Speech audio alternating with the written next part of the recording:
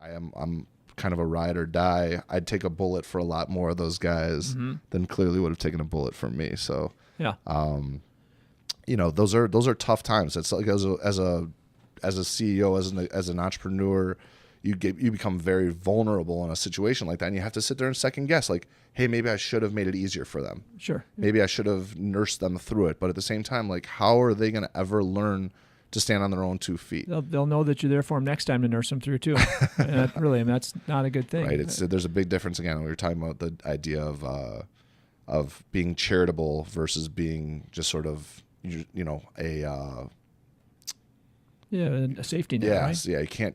If you keep giving, it's an entitlement. So Yeah, charity yeah. versus an entitlement, I think, is a huge philosophical issue today that nobody really has a full grasp of. So how do we grab a hold of that issue and solve for it? How do people just look at the man in the mirror? I beat the heck out of myself as an entrepreneur. I play in my head. I'm game filming everything that I'm doing all the time. I'm game filming this conversation. How do I want to come across and let you know, like, how do I get you to be the man you want to be? How do I get Quentin to be the man he wants to be? Like, I get so enthusiastic about seeing someone else's success.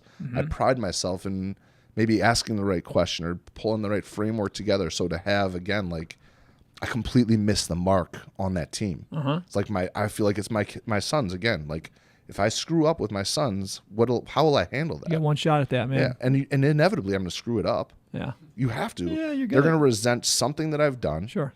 In some way, shape, or form, and they'll hold it against me, and they're going to make me feel terrible.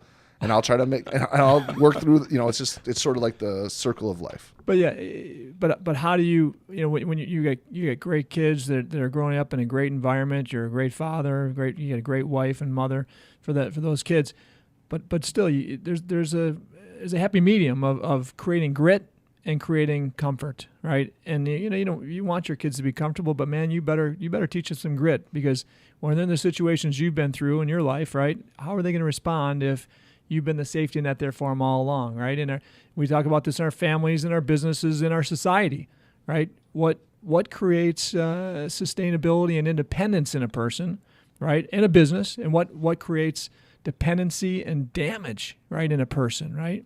And how do we have that? How do we find that middle ground that makes sense? Where, man, yeah, you are there to support people that need that support, but boy, you do a little too much of that, and there's damage that comes along with that.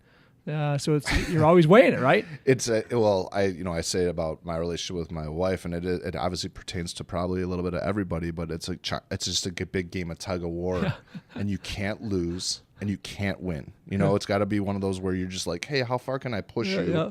How far can I drive you to be better, to the point that I don't make you think that I'm overbearing?